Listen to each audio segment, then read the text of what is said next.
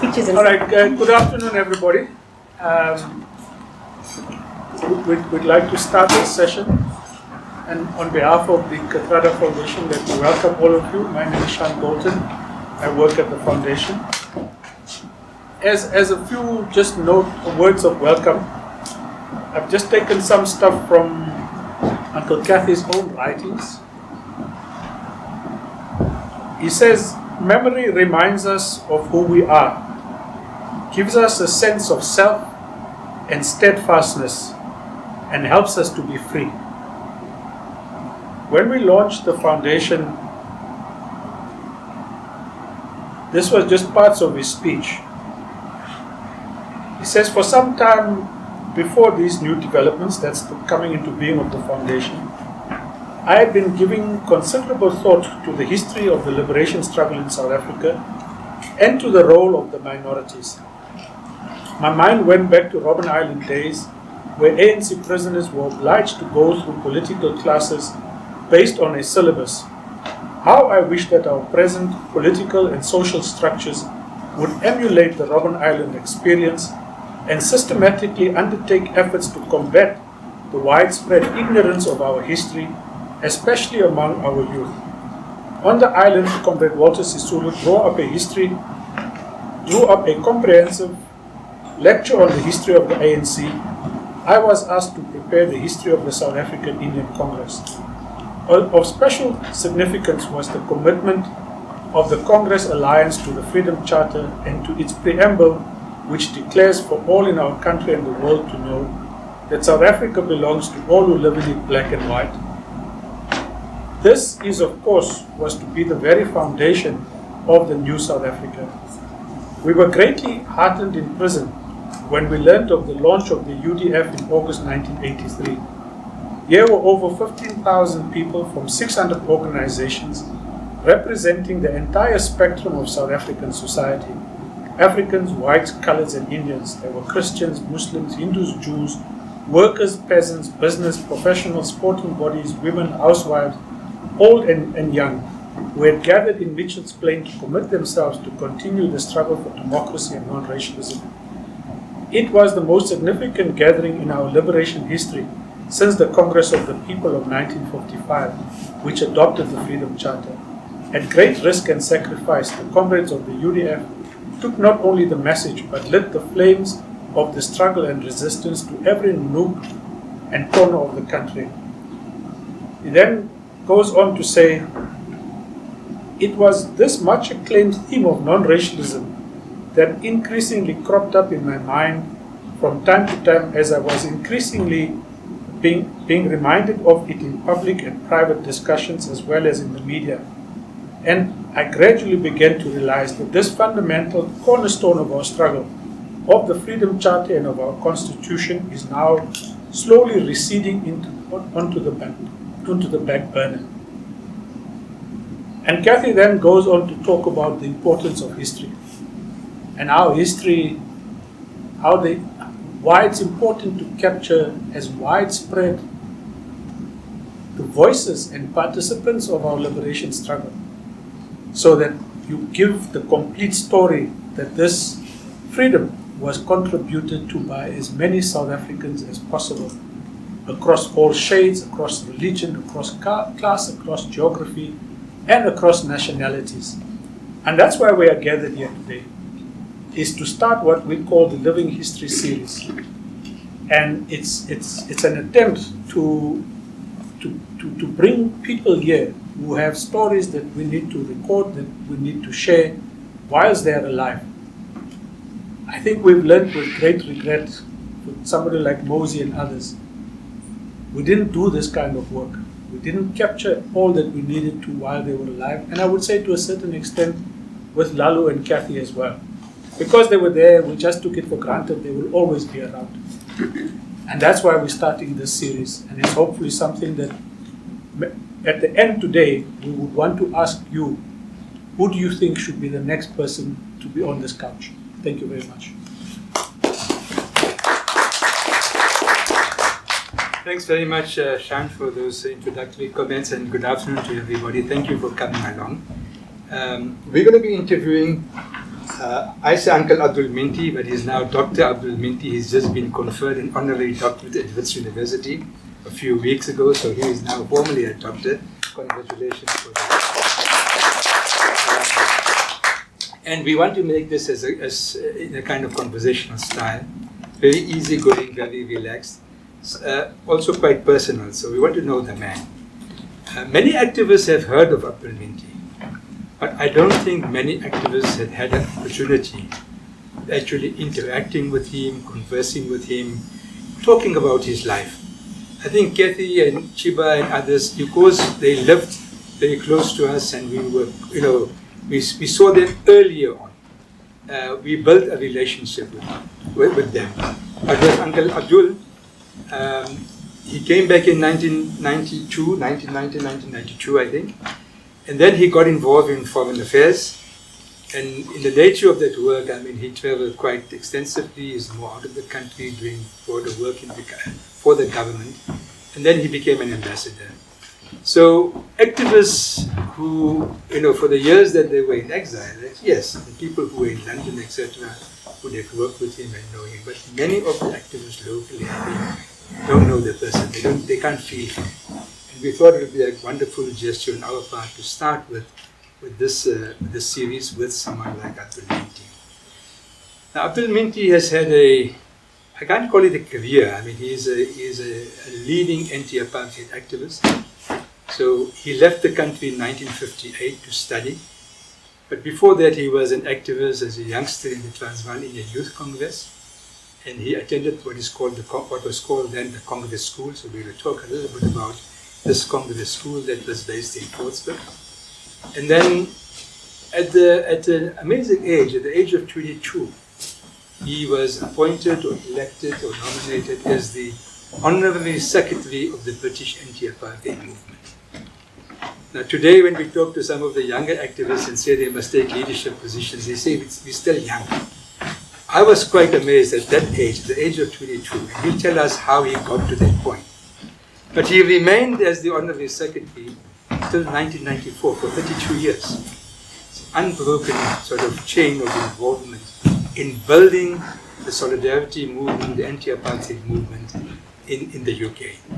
And of course, through that, his interactions with other solidarity movements in other parts of the world. So we will explore some part of that. And then Abdul Minty is very, I think in the diplomatic circles, is known for his work in the field of nuclear disarmament. And South Africa took the historic decision earlier on in the negotiations to disarm its nuclear capabilities. And we'd like to get some insight into that. That was done under secrecy within close circles at CODESA. And I don't think that we've really had a chance to talk about it more openly, so we'll get some insight into that. Well, then he became a public servant. He was Deputy Director General in the Department of Foreign Affairs then, but DEVCO now. Played a very important role in the transition period and the new foreign policy outlook of this country. And of course, it's a very topical area of discourse, public discourse today. So maybe you'll be at liberty to share some insights, maybe even about the current situation. We'll see how the discussion goes. And then he became ambassador. So he was based in Geneva. That's where I first really met him. I was on a trip abroad and we managed to get together for a cup of coffee. And that was the first time I could feel Abdul Minty. Just to converse with him and talk to him at leisure. So we'll get a bit of insight into that. And now he's a retired man. But before we get into all this political stuff, Abdul Minty is married to Khatija. She comes from Van der Park. And maybe you should just start off. How did you find this young Afrikaner girl from Van der Park? You got married to her. Well, I wasn't looking for an Afrikaner girl as such, but we met at a swimming place. Because I couldn't swim, I wanted to learn to swim, and she was a swimmer, so that's how we met. And then we married after that. And the house that I still have now was the one I had then, because when I returned to South Africa, we had to be near Pretoria for practical purposes. And so I looked for a house in Mottenham Park, which was close to the airport, the main airport as well as the military airport, and also was possible to get to Pretoria fly. So then we lived there after that. So can I be a bit naughty? Was your first kiss in the swimming pool? Can't remember.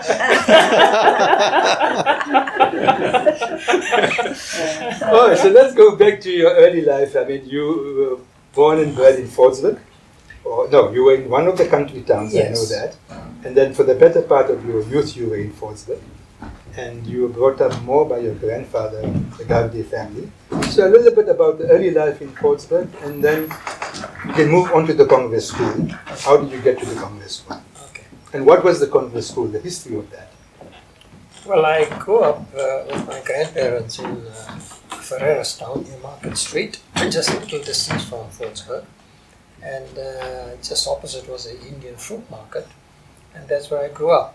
Fortunately, just around the corner from there was the ANC office, where there was a chemist on the corner, and next to it was the ANC office. So I used to go there regularly. And then when I went to the so-called Congress School, which proper name it was known as the Central Indian High School, which was set up because the government were moving a whole lot of young Indians to Lenasia. And they thought that if they took the younger ones there, then the parents would also insist on moving, particularly the mothers, so they could be closer to the children and not be so far away. But this was a protest school that Uncle Kathy and others got together to organize. So when that school was organized, many of us decided to attend that school. It's the first school in the country which had non-racial staff, or staff of all races. And for pupils were all Indians because they were from the Indian school, moved to this one. And that school was a great learning process for many of us. It produced many even national leaders, like the Fahad brothers who were also at that school, and many others. So it was a historic school. And it was our first experiment. I was made the school secretary by the principal, Nikamo. And we were responsible for our own discipline. It was the only school in the whole country where pupils were responsible for their own discipline and organization. So we attended the school. The school was raided often because many of our teachers were members of the Congress Alliance.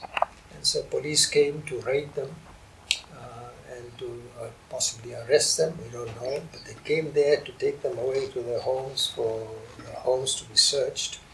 And sometimes when they came, when we were just pupils outside, we refused to go home. They said we should go home, but we stayed outside the school premises.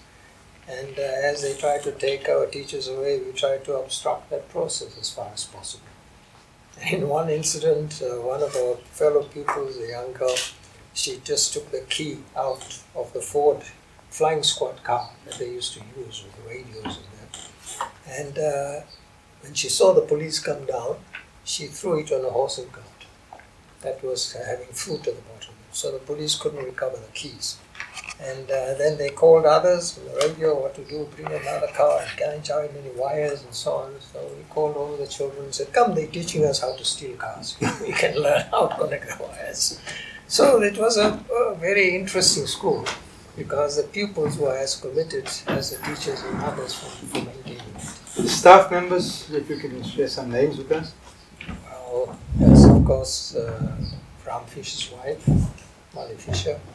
She taught us Afrikaans and she was a great teacher. She in the end lost her life going to prison in Cape and had a car accident. Then there's Mick Hamo, who was the first headmaster. He was succeeded by Musaji, who was the headmaster. The most popular teacher was probably Alfred Hutchinson, who taught us English. And when he was arrested for the treason trial at that time, we were told that we had to come on Monday and there would be another teacher and so on. And the whole school, in the class at least I was in, we refused. We don't want to go anywhere. We want him to finish the story of Whiteland, which he was reading to us. So we insisted on going to school, so we had to go to school earlier. so that they could go for the treason trial later. And so they shouldn't be late, and we wanted our education. So we went to school early to get Alfred Hutchinson to be our teacher at that time. So there was a lot of solidarity between the teachers and us. I was also lucky that around the corner from where I lived was the ANC office. So many of the teachers were working in the Congress Alliance, and they would walk to West Street, the ANC office. So I would walk with them from Portsmouth to West Street, and we would go there. And there would be Pabla Saluji, many others who would be working in the Congress office. And we interacted with them, did posters and all the rest of it in there. And my home was just across the street, my grandparents' home. So we developed a community, and that was about 2 blocks away from where Uncle Kathy lived at that time. So we were in a political environment throughout that time. And then which year did you matriculate? I didn't matriculate in South Africa because my school was interrupted. And I went abroad and did O-levels and A-levels, which was a pre-university qualification for 2 years. So that I did abroad, I didn't do that. So you left in 1958? I left in 1958. And then completed in London? In London. All right. And then just quickly, your studies in London, what did you do? Well, when I first went to London, I went to one of the colleges to do my so-called O-levels. And you needed O-level and A-level subjects to get into university. So I got the O-levels there, and then I moved to Regent Street Polytechnic, which is right in the middle, right next to Oxford Street in London. And I went to do my A-levels there. And then there next to us was a music shop. So I met Paul Robeson, because he and others used to come there to buy their music. And he said, "Oh, do you know Dr. Dadu?" I said, "Yes." He said, "From South Africa." "You know Dr. Dadu?" "Yeah, well, that's good. Must greet him." So there was that kind of instant friendship with very well-known people who just happened to be in the street. Yeah. So that was part of our activity. But as soon as I got to London, I wanted to see Canon Collins, because he was running the Defence and Aid Fund, which defended the treason trials in South Africa at the time. And Trevor Huddleston, whom I had met in South Africa at our school, he came to give us prizes, and then he was sent back to England by the church. When he was in London, I phoned him, went to see him, and he gave me a note to Canon Collins, and a week later I saw Canon Collins. And Trevor Huddleston really became my main contact. And then later, of course, he became president of the anti-apartheid movement and so on. So for many years, I worked with him. And then Canon Collins was very instrumental in saving the lives of the first treason trials. People don't know this at this time because they don't recognize the fact he raised at that time £10,000, which was a lot of money at the time, and got lawyers and legal people to defend Nelson Mandela and other political leaders in South Africa. So I wanted to work with Canon Collins, and I went, introduced myself, and he helped me. He had an organization called Christian Action. So I said, "But I would like to join it because they did many booklets on Southern Africa." And I said, "I'd like to support you and work with you, but I'm not a Christian." So Canon Collins, near his fireplace, he sat down. He says, "But tell me, do you believe that Christ was a good man?" I said, "Yes." He says, "You can join." So I joined Christian Action like that and worked with him right until his death many decades later. So he was a very strong supporter of people in South Africa, anybody who was in political concerns or others. Then, of course, the people who came to London were Bishop Reeves.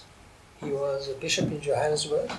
He was running the Defence and Aid Fund here in South Africa, so Canon Collins used to send money to him. And after Sharpeville, Bishop Reeves came abroad to tell the world what had happened at Sharpeville. And then the South African government stopped him from returning to South Africa. So he was stuck in London. He had a great deal of difficulty in finding the church. People in the church were not too sympathetic to him. He supported our campaign for investments to be withdrawn from South Africa. People shouldn't have it. They thought that was too political, so they didn't support him. So I got to know these people quite well by interacting with them regularly. And he, although I have to do something about it, he left me all his books and so on in his will, so that I must look after it afterwards. So how is it that you got elected or appointed onto the British anti-apartheid movement? Well, And became the honorary secretary at such a young age. Well, some of us, as soon as I arrived in London, within a few weeks, a few of us met and decided to have a demonstration, a protest demonstration. We still have a photograph somewhere.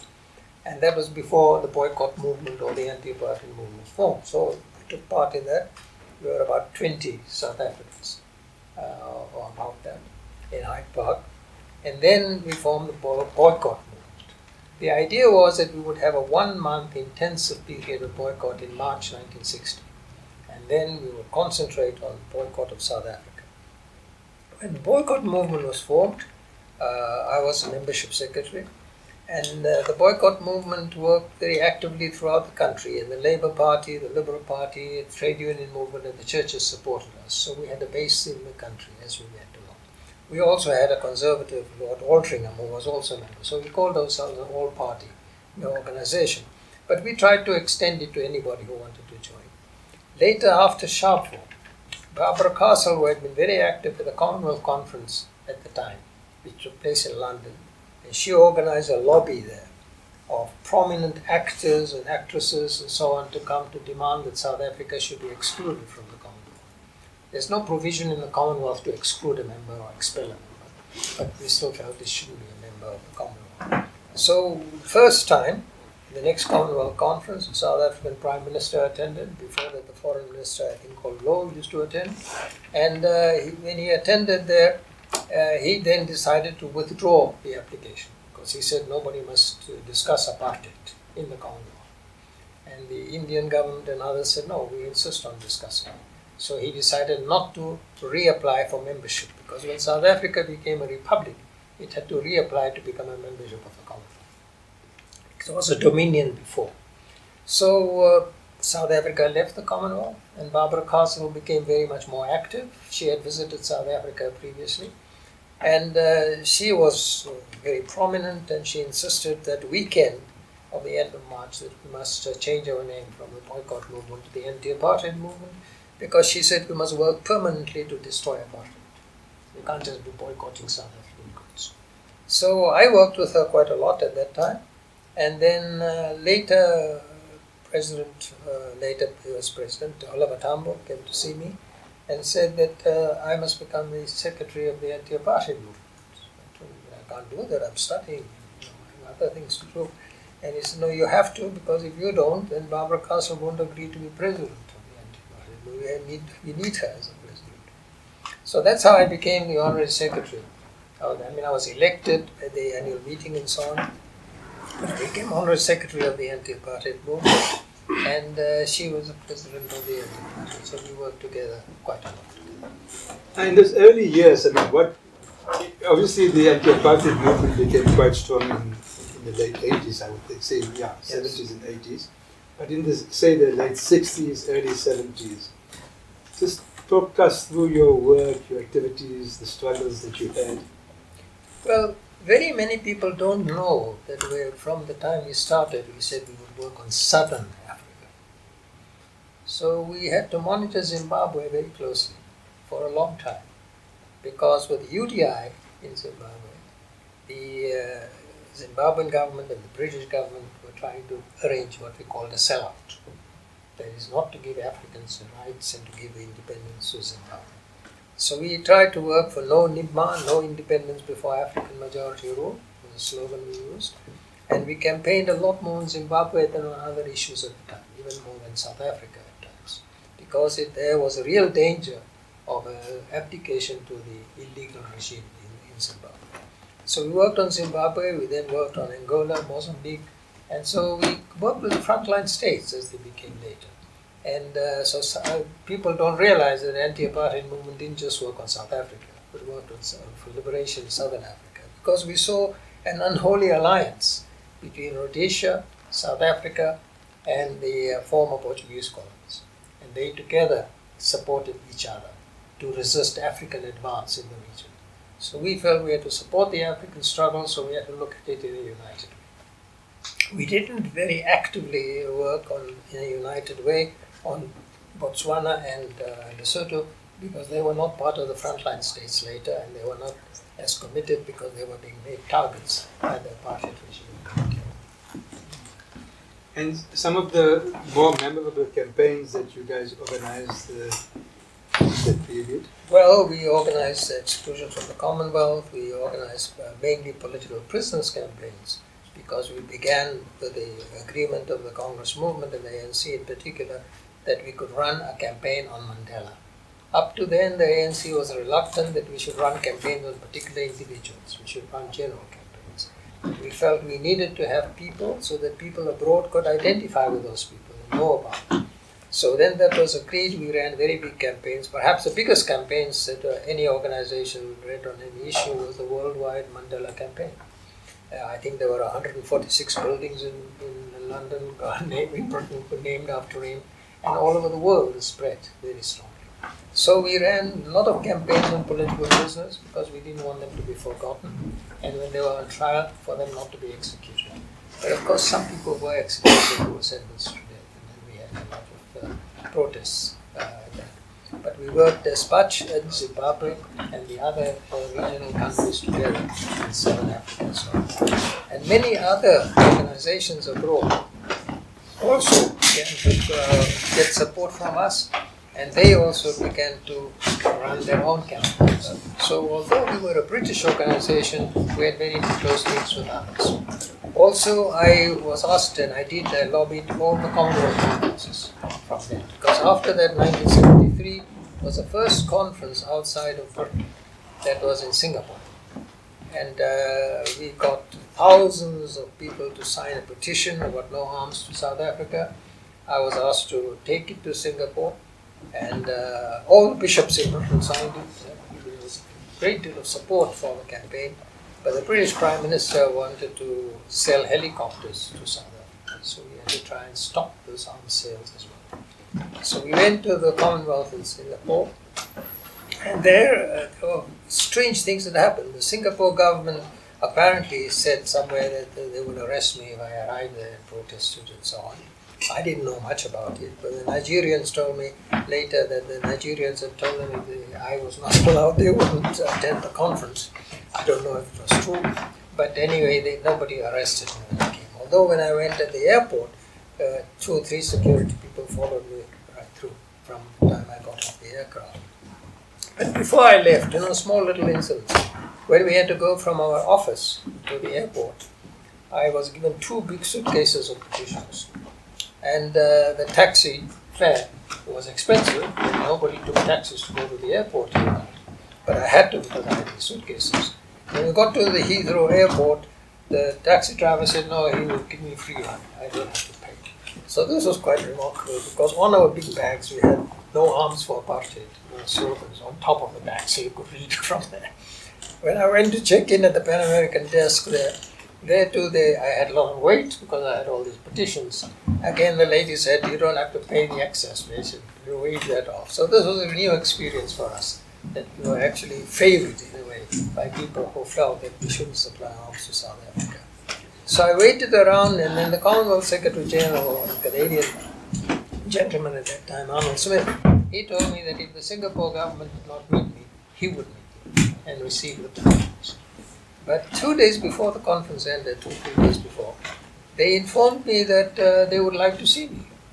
The foreign minister would. So it was strange because up to now they didn't want to. What happened was that at the conference there was a lot of debate about Soviet threats in the Indian Ocean and naval threat. And they felt that Britain needed these helicopters to sell to South Africa under the Simonstown Agreement so that South Africa would also patrol the area and assist in the general anti-communist campaigns.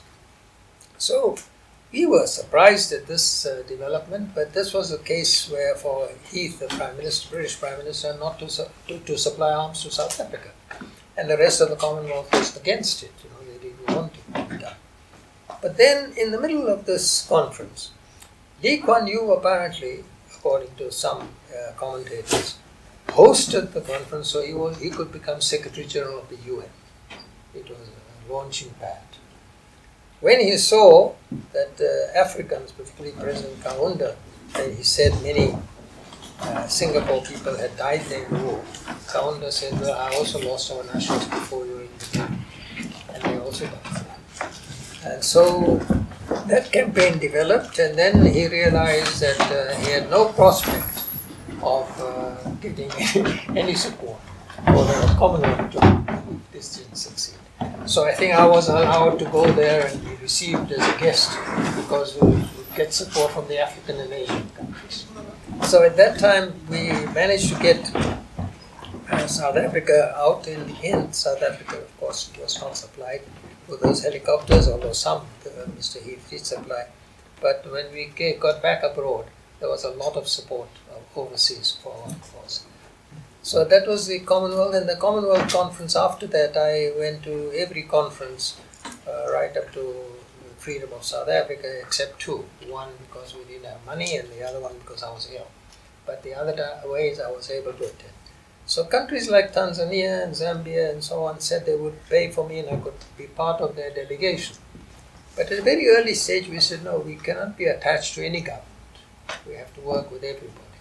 So we will raise our own funds and go do it if we can manage, but not be committed to any particular government.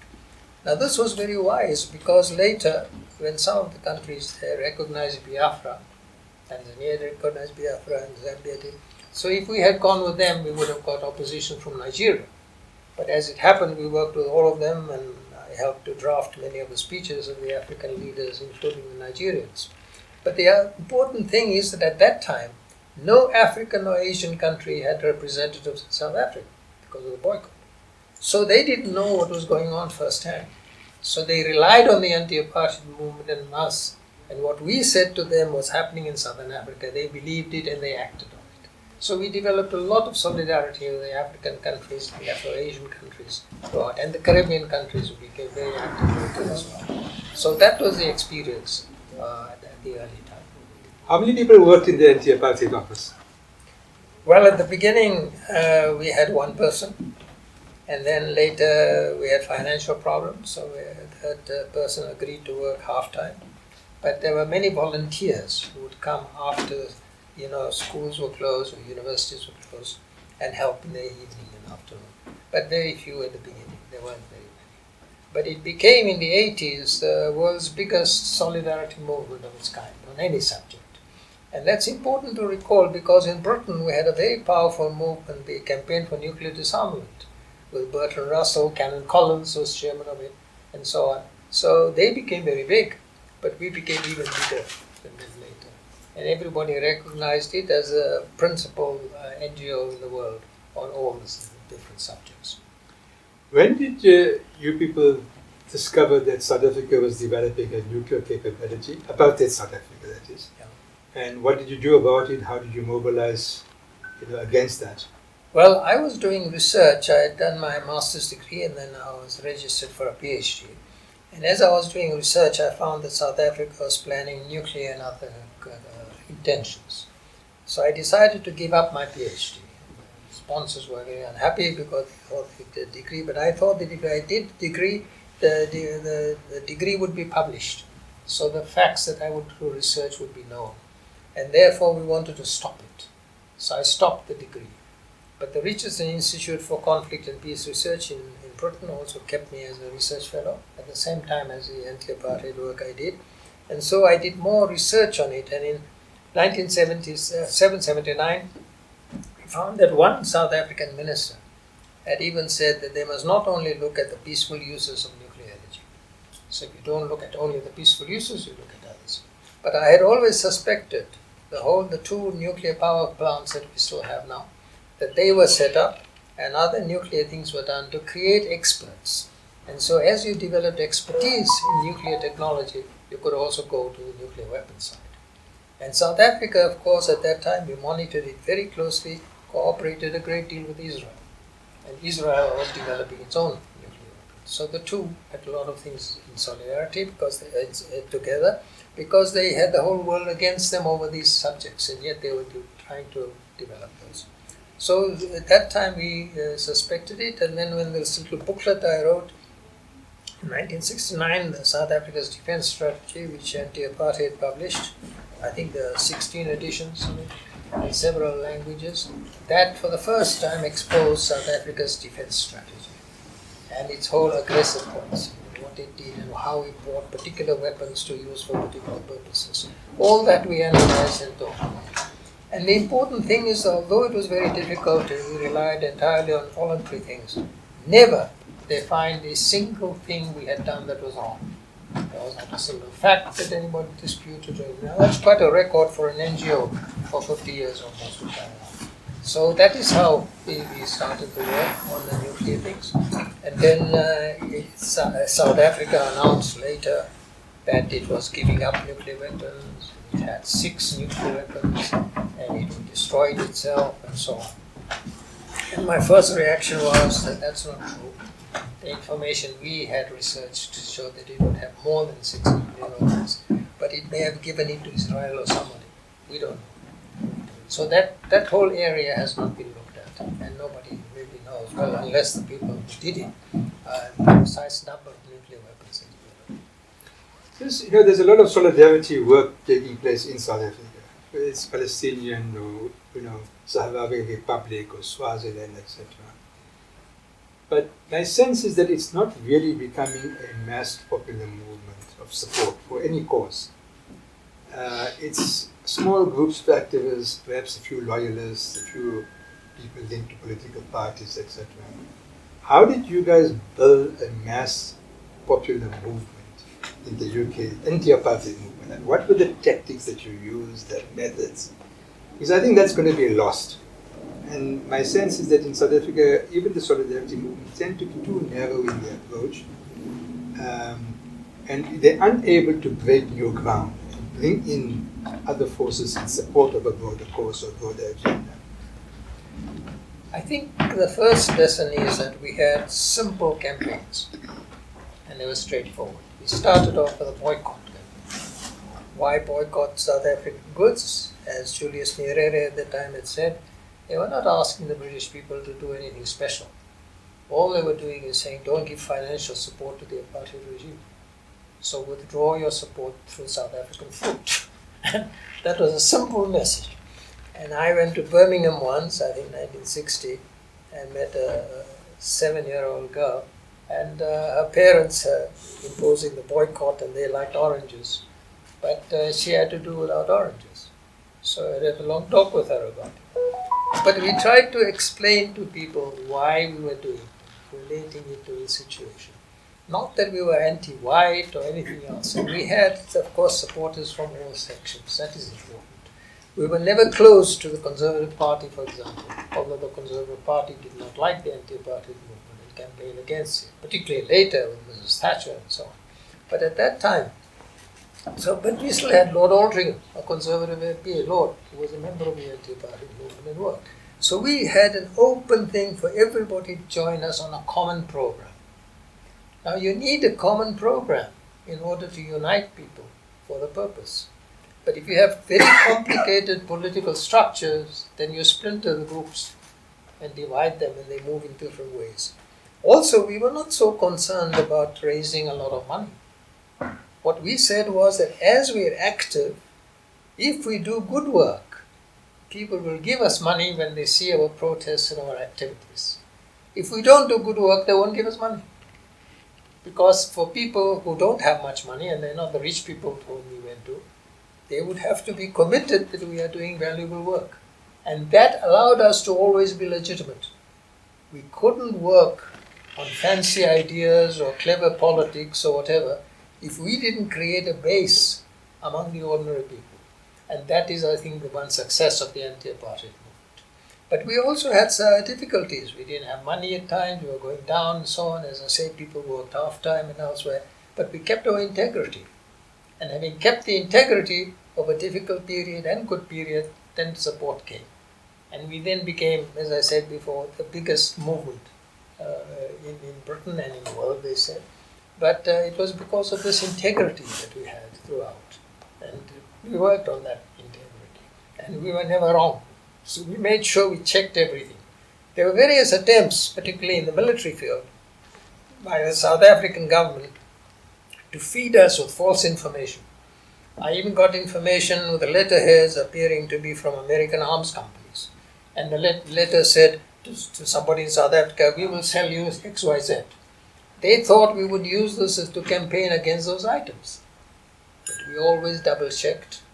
We always thought of the strategy of the apartheid regime. What was it planning to do? What was important for the apartheid regime? And if it didn't fit into that, we didn't accept it. We needed final evidence. The other advantage we had in Britain in the late 60s and 70s was that people working in the arms companies themselves were strong supporters of the anti-apartheid movement, and they fed us with information.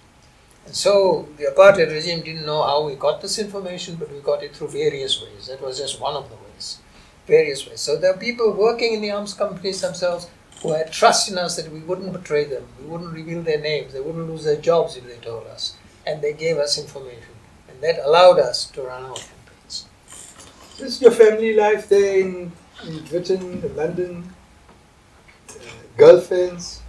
No, I was married for a short while, 2 years, and then later I moved to Norway. I was also living what they call sambor, it's a Norwegian term for a social marriage, with a wife who was Norwegian.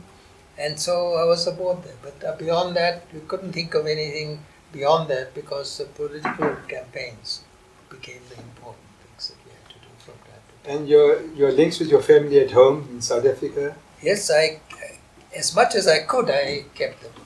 And one of my sisters who passed away, she made a point with her husband to come and visit me almost every year to Europe.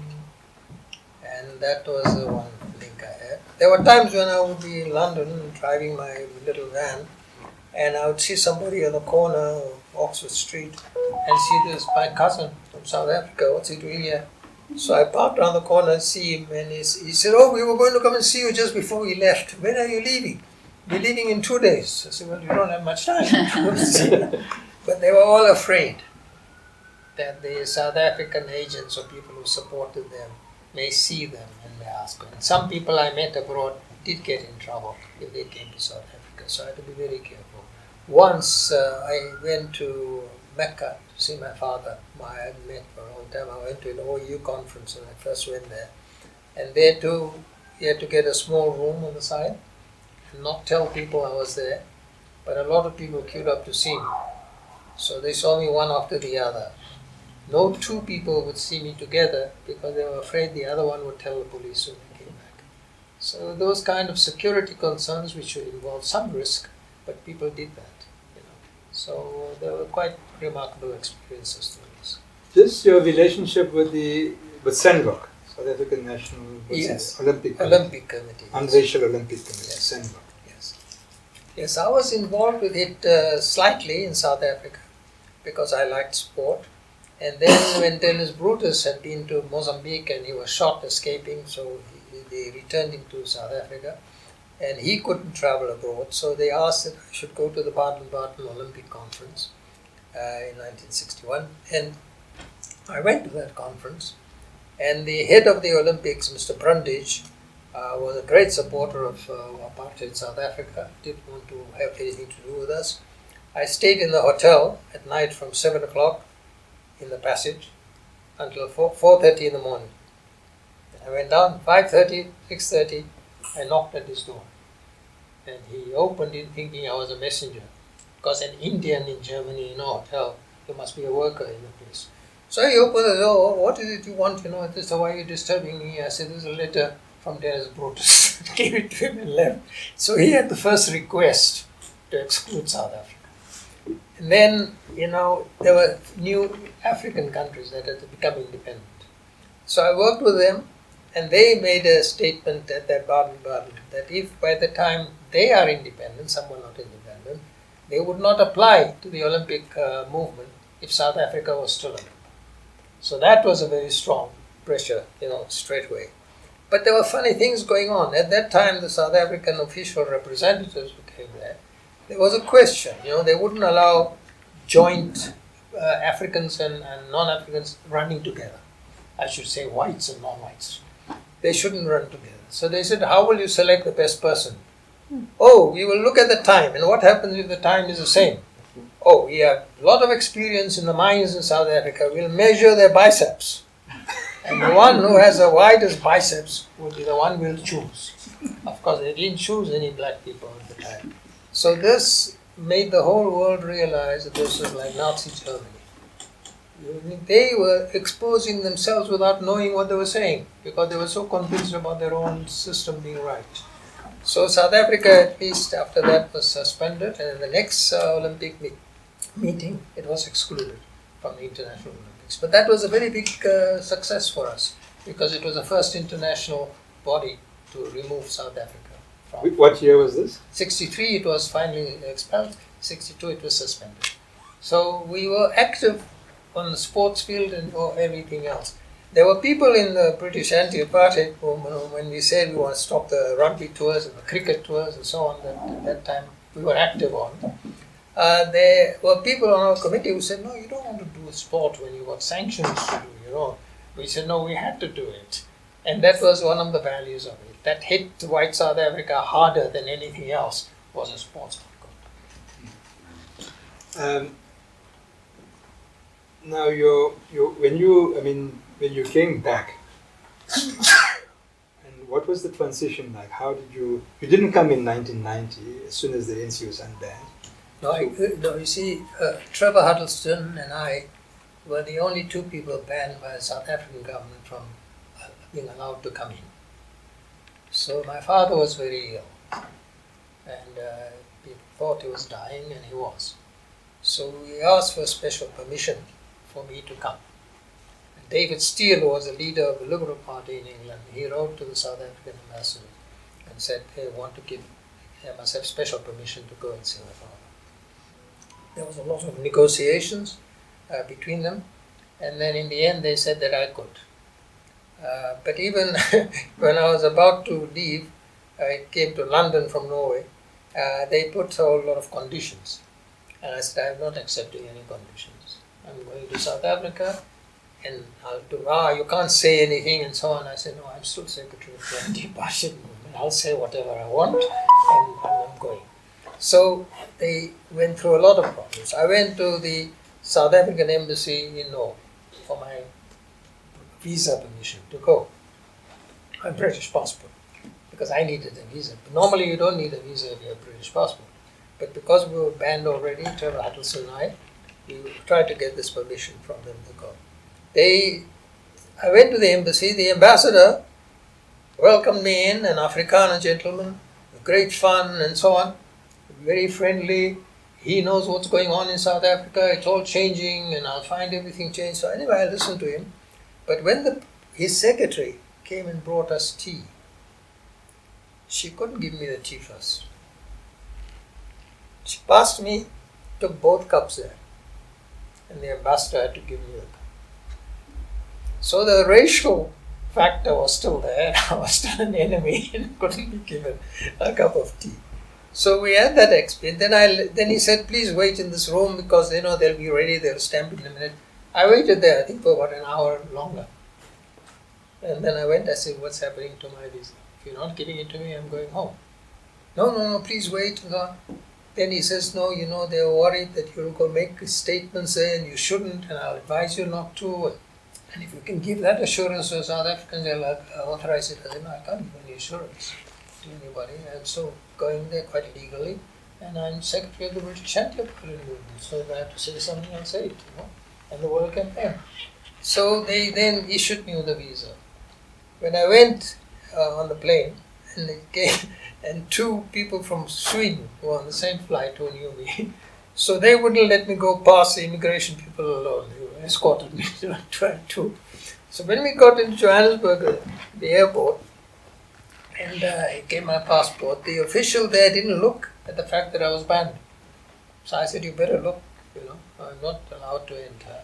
This is a special permission I have. So this is a document I have. So then they looked, and they allowed me through. But I was staying in a hotel. I came, I went to see my father and other relatives and so on. And people, this is really a traumatic experience. Because when I came in, there were people I hadn't seen for about 30 years. And some were like in my nightmares, I was not aware of what was happening. And when I went to Clockford, my father's home, stayed there, I didn't sleep that much, having all kinds of images of people I had met after such a long time, and how I had left them in that sort of. Then, of course, I arranged also, with the help of the Norwegian government authorities, to go to the graveyards. My grandmother, yeah, and my grandfather, and so on. So when I went through there, in the graveyard, you just see a whole lot of names, people whom I knew when they were all dead, all buried there, just one after the other. So that was quite. It took a few days to just absorb that and to recover from that in human terms. But I was staying at a hotel not far from here for a time when I was to see members of the liberation movement and so on, left to come to Johannesburg for that. And 2 security guys staying in the rooms next to me. And even if I came late to, because I went to meetings often and went late to the hotel, as I went up to the reception, they would follow me as if they were with me until I got the key. And when I went upstairs, they would follow me. And they happened to have rooms next to me.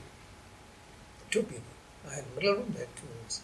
So I went in there and I thought of various things, put a chair by the door or something, they'll walk in. Then I thought, no, if they want to kill me, they'll kill me. It's a country, they'll do what they want. I can't worry about it. So it just got out of my mind. And I was there for about 3-4 days for a conference over that. So they were very strange experiences, but also as I saw family members, some of whom I saw abroad when they came abroad, and here, I mean, there's a couple that I was very close to, my aunt and uncle, and one of the members had passed away. But when I saw the other one alone, I'd never seen them separate in my life. So that was very traumatic. So I'm looking now, where's the other person? Although I'd heard that that person had passed away. So there were strange experiences. And the South Africans said the government, I mustn't give any interviews, but when I went, I did some radio interviews and so on. You've rubbed shoulders with many world leaders through the Commonwealth and in different parts of the world, etc. Which leader made the greatest impact on you or left the greatest impression? Well, obviously, Trevor Huddleston had a big impact on me because I met him and when he was in the anti-apartheid movement. Julius Nyerere met him there. And then he was appointed bishop in Tanzania. So he left. But then he came back after he retired. Then he was made, the person responsible for the Anglican Church for the Indian Ocean area, so 7 from Mauritius and so on.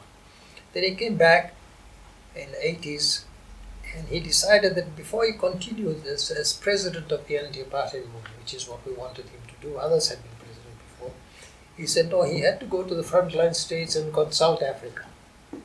He can't do this work for Africa without Africans. So he asked me to join him, which I did. So we visited the frontline states for about 3 weeks. And after that, he came back and became active as the president of the anti-apartheid. So he gave the anti-apartheid movement a lot of dignity and position because of what he did and because of what he stood for. So Trevor Huddleston was really remarkable. I was a bit surprised that when we had a British state visit to Britain, no one mentioned Trevor Huddleston or Bishop Reeves. They were British people, had come to South Africa as priests, had led the struggle here, close confidants of President Mandela and others, but I've forgotten them. So it's important to remember who were people who are part of our history, because you lose yourself if you lose your history. So he was not least. Then the other person of remarkable ability, globally speaking, is Julius Nyerere.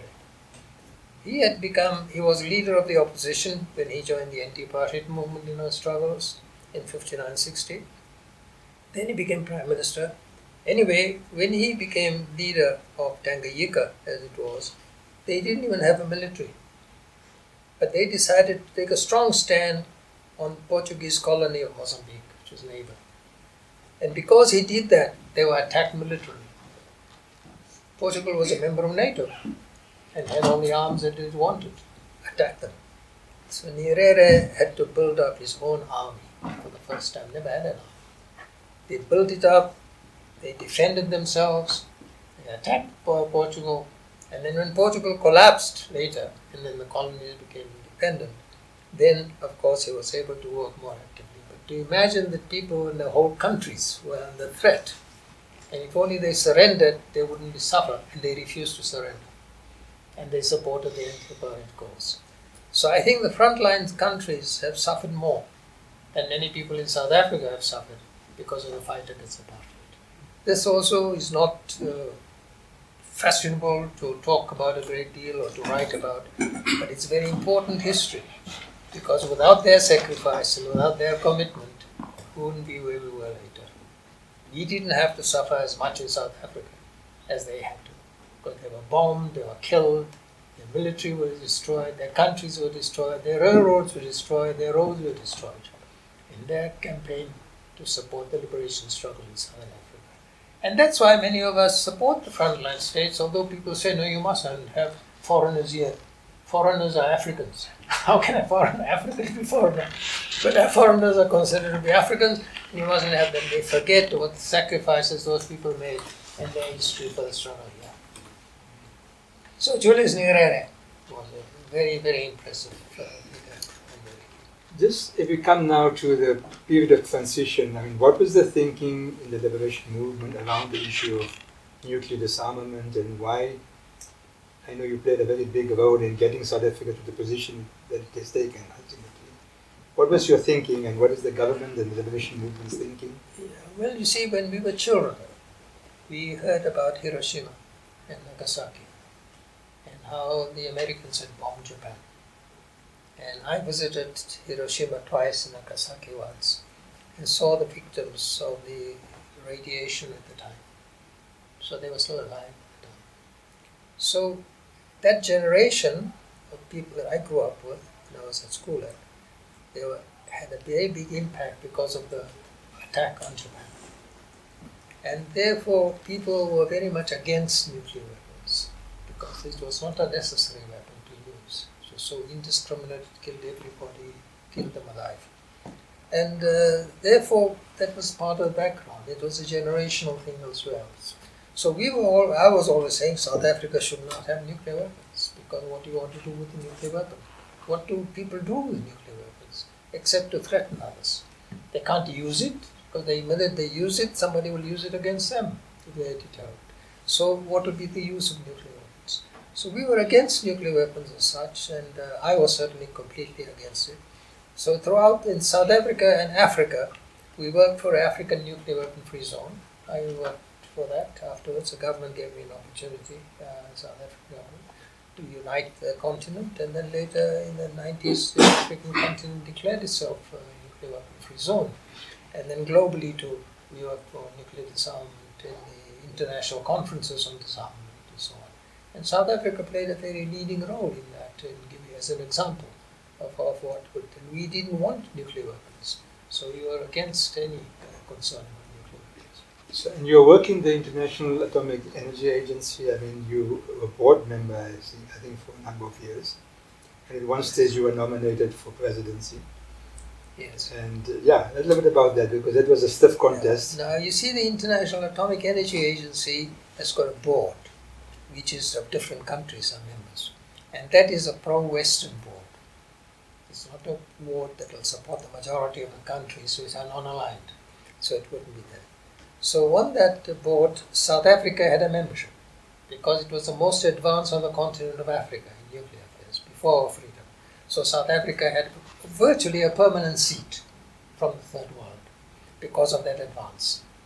And when we were in that advance, we then said, no, South Africa must not be allowed to be here.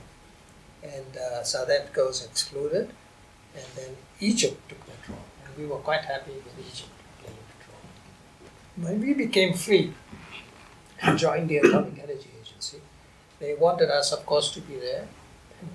Egypt withdrew. And South Africa took its place as the most advanced in nuclear technology. So we came on the board.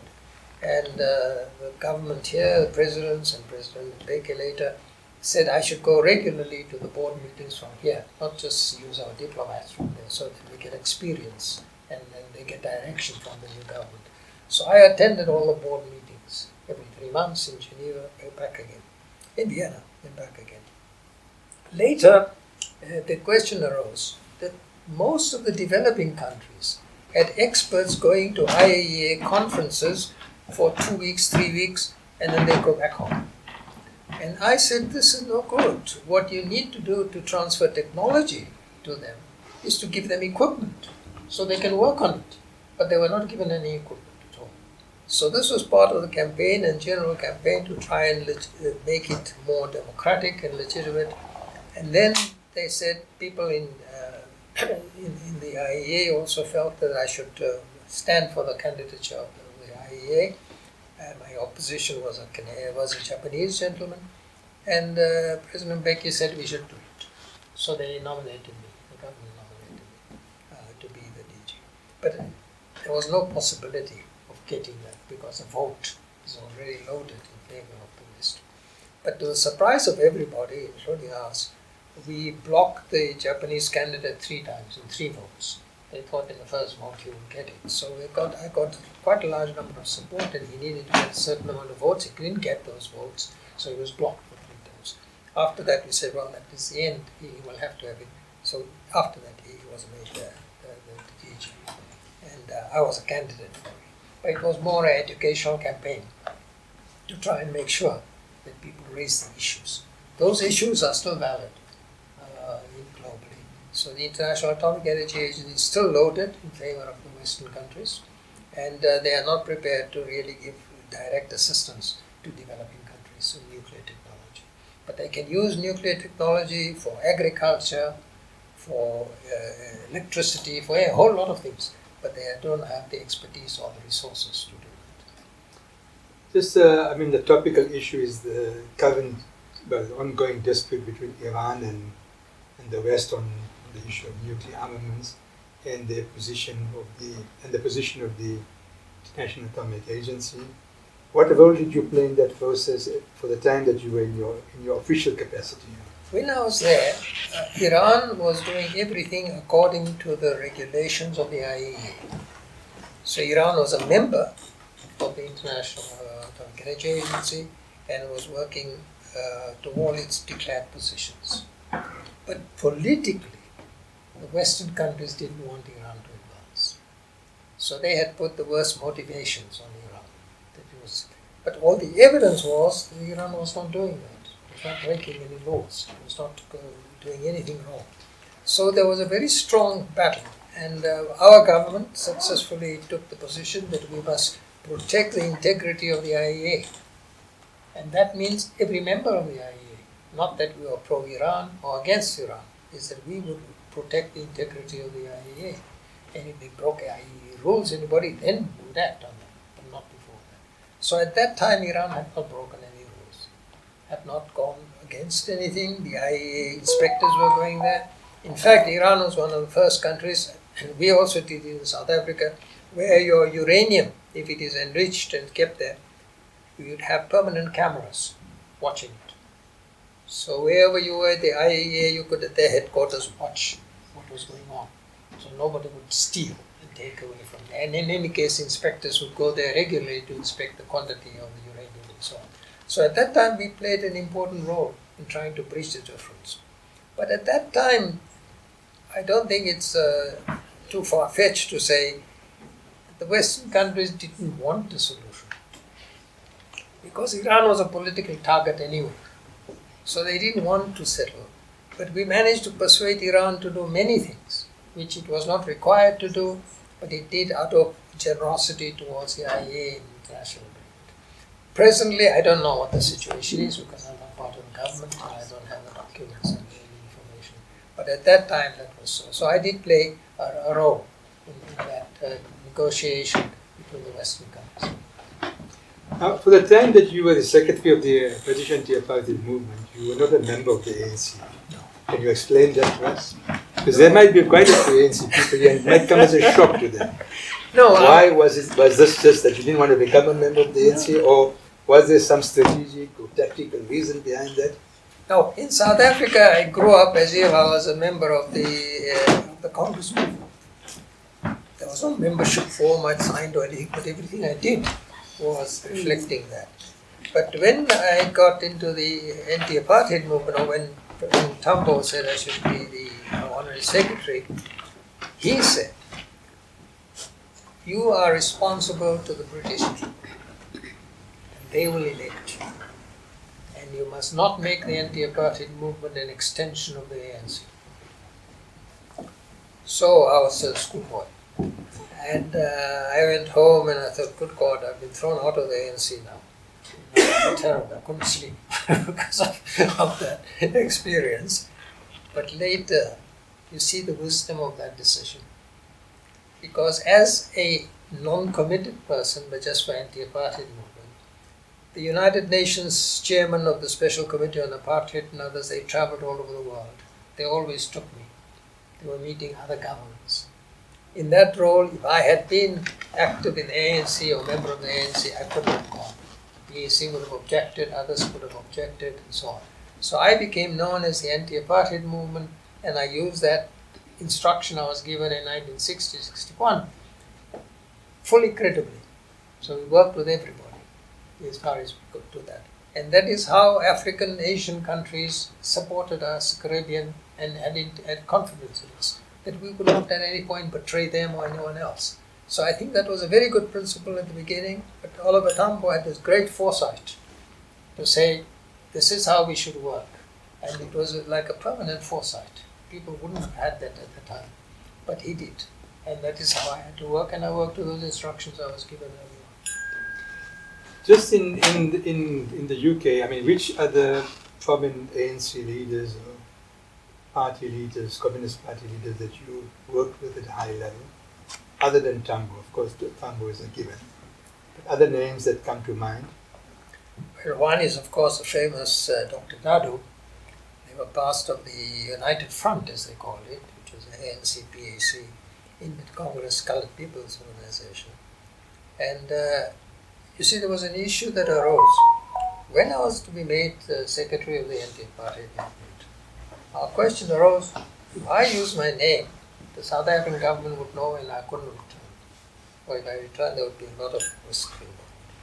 So I was talking to Yusuf Dadu one day, and he said, what should we do? He says, you are now Abdul Minty, so Abdul S. Minty. Let's just use your name as Mr. Abdul S. Abdul. So he put the Samad at the beginning, and I said, but we had to make a decision for that evening. So that evening I became the secretary. So I was known as S. Abdul. What S stood for, nobody knew.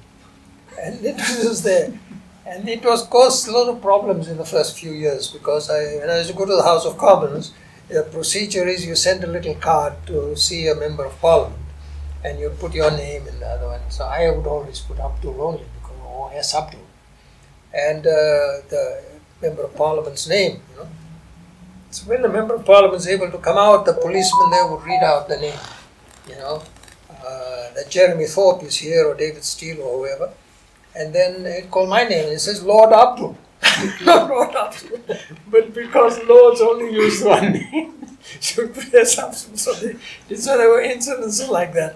Later on, of course, we use my full name. And some of the other names beyond Dadu and Tambo? Well, Dadu and Tambo among the South African leaders, but there were there's Robert Hesha, who was a staunch ANC supporter, from the member early, felt very upset with the people here who were arrested, like Nelson Mandela and so on. He would sometimes call me at 2, 3 in the morning. And, you know, we would not cell phone, we would call and say, we must meet in 2 hours. I have an all-night bus from Clapham, where I used to stay, to go to London. And he would have to come a long way. I said, why? But why must we meet? He said, because I can't sleep. So to go at night, middle of the night, meet him, And he would then talk for an hour, 2 hours more about what we could do about the political prisoners and how we could save the lives of some and what we should do. He was absolutely tortured by the fact that he was outside and there were people inside the country, his colleagues who were in prison. But there were many leaders like that. There was Tennyson Makewani, who used to work with us in the beginning. He was the ANC's representative on the Anti-Apartheid Committee. He worked with that. Red September from the so-called Coloured People's Congress. He was also working there actively with it. He was very, very, very effective. And people came later too. I'm talking the early years that these people were there. But the later years, they knew some of the leaders that we were working with. Because Barbara Castle had been to South Africa. And when she visited South Africa before, she was told, don't go and stay in African area, I'm staying only in Africa. So she went to stay in some location and came back again and became prisoner from Anti-Apartheid later. Just your experiences in the department when you joined. Obviously there were many old order diplomats there, functionaries, with many years of experience, schooled in a particular way. And how did you manage relationships? Were there tensions? Because it's almost like we've forgotten those difficult years of the transition. Yes, those are the full story. I don't think anyone has told. The problem was that I was in South Africa.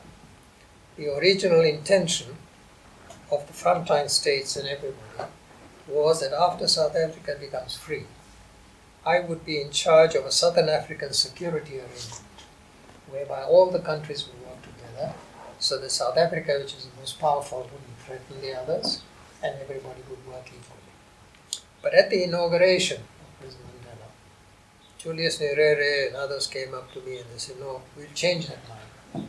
We think you should be in South Africa. It would contribute more to us and everyone else if you were in South Africa than we were for this thing. So the policy changed all of a sudden.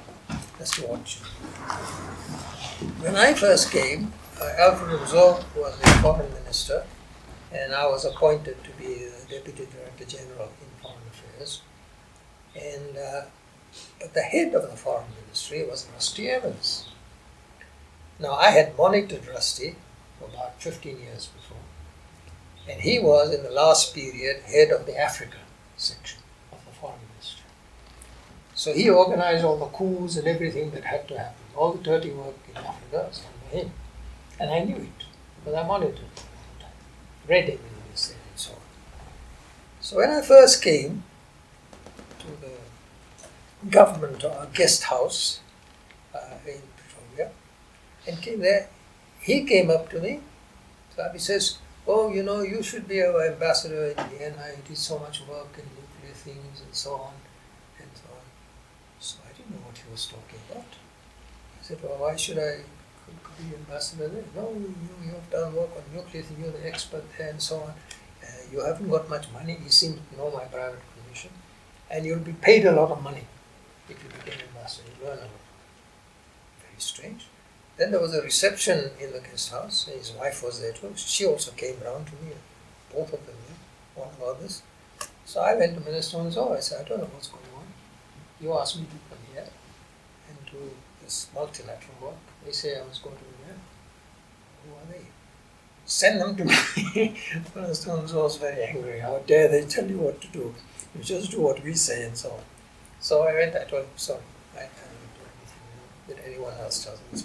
So he wanted me out of the way, because I knew more about this old foreign ministry than many people know. Because we had monitored their attacks on African countries, what they were doing all the time, for decades. So I think because of that, they didn't want me around at all. In some meetings too, they were difficult.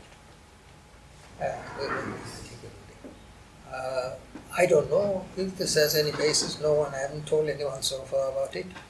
But as soon as South Africa became free, we went to the first Commonwealth Conference in New Zealand. And President Mandela consulted me for many weeks before, and I went. And there was a problem with Nigeria because of the leaders that had been executed and so on. So President Mandela took a strong position on it, so I went with him to New Zealand and so on. And then the next Commonwealth Conference was in the UK. And for some reason I was removed from it. Later I got a message from the President, why aren't you here? I need you for this, that and the other. I said, I'm not there. They removed me from the delegation and I will send you the material from here. I went to see one of the ministers and got the additional information, make sure it's correct and sent it to him. So there were various efforts to isolate me or create difficulties and so on, but I was aware of it. But these continued. And I never had full confidence in that because all the intelligence services, all the government structures and so on remained as before. And they did not make certain to me any change. So we had to work against very heavy odds. And when we had to prepare documents, frontline states or African meetings and so on, it was always tough and we had to make sure we wrote it absolutely able. And I think they used some of the new members of the government as well in that same way against us. So it created some tensions across. But I couldn't give up what I was doing all the years. So just before we open up for a few comments or questions from the floor, as an ambassador, what were you doing in Geneva? Well, the two things about the ambassador, you see, I'm the only South African with a democratic government who was made an ambassador without being an ambassador at a mission. It's because I worked a lot in foreign affairs and had experience, and when you work there, seniority of people depended on ambassadors. I wasn't preoccupied with it, but the minister and the president at the time said, no, you must become an ambassador. So I was made an ambassador before I had a diplomatic post. And then that remained till the end. But when I was sent there to Vienna and to Geneva later, I spent a longer time in Geneva. Vienna I went to because I was a candidate for the IAEA. That's why I was there for a year to help in the lobby. So I was ambassador to Geneva, that's where I've been for a longer period. And that was a very interesting experience because we had to work with African, Asian, Caribbean and other countries. And they all cooperated with us. Some of them knew about me from before, of course, and some I met for the first time. But they were all extremely kind and extremely generous to us when we were doing it. Let me just probe you on one more thing. How do you feel about the political situation in the country today? I think most people are depressed, are disappointed. It looks as if not only in South Africa but also globally that when people attain power, they think it is for their personal financial benefit, not for any cause or anything that they worked on. We were brought up on, the old leaders of the movement and the principles they held and how they worked, so that became part of our ethics. We had to work that way, and there was nothing questionable about it. But later on it looks as if people were, and it was very sad because at the very beginning, when I went to international conferences or diplomatic conferences, when you walked in somewhere and they said, South African representative, your prestige went up. People respected you a lot. People asked you questions. You responded to that responsibly, not in an opportunistic way. And then later, it went away. So towards the end, when I was past the retirement age, when I was still serving as ambassador, and some asked me to remain because of my experience and to remain with the government and so on. But morally, I couldn't. So I felt that after that last posting, I didn't want any government connection because it was not something that I could defend anymore or feel proud of anymore. And it's a very sad development. I hope the young people will do something to change that, and that there are very, very bright young people, and that we will get back to some of the old values that we stood for. Good. So I think we've exceeded our time. I said 1 hour. It's now 1.5 hours already. But I didn't hear any shuffling, so I take it that you were absorbed. You were interested. Don't give a speech. Quick comments or question. Short, because we've got maybe another 15-20 minutes, or 30 minutes at most. But I think we would invite some amount of audience participation and engagement with Abdul Minty. Who's going first? Dr. Teo? You got a question or you just shuffling? It's just a question, yeah. Yes. With regard to the anti-apartheid movement, for example, in Britain, how much did the British government or any other governments in the Western countries support these movements financially, politically, training you for the political events for the time of freedom? I don't know how much influence did they have on and was there any sort of indoctrination? Well, in Britain, we were mainly supported by the leadership of the Liberal Party and the Labour Party, not by the Conservative Party. But there were individual Conservatives who supported us, as I said. They didn't give us any formal training in any way or whatever, but the fact that we could work with them with integrity and with trust, and we could tell them where we disagreed. I mean, when Labour got into power, just before that, before the election in March, there was a big event, and Harold Wilson was approached by Barbara Castle, and Wilson agreed to speak at our rally. So that was very important for us, to try and get a leader of a political party. When they got into power, the problem was that Barbara Castle was made a minister, the first minister for overseas development, because of her support for third world countries. So she was lost to us in that political sense. But there were a few times when we had rumors and reports from other members of parliament or some civil servants who we got to know over the years that Britain was reconsidering the arms embargo, for example, against South Africa.